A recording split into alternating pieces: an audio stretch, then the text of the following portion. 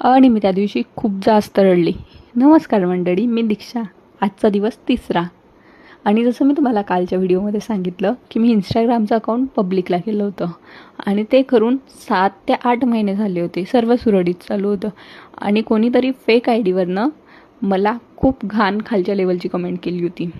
त्याने मेसेज केला असता तर मी काहीही रिप्लाय न देता तो मेसेज तसाच राहू दिला असता, पण ती कमेंट होती, मला रिप्लाय करणं भाग होतं.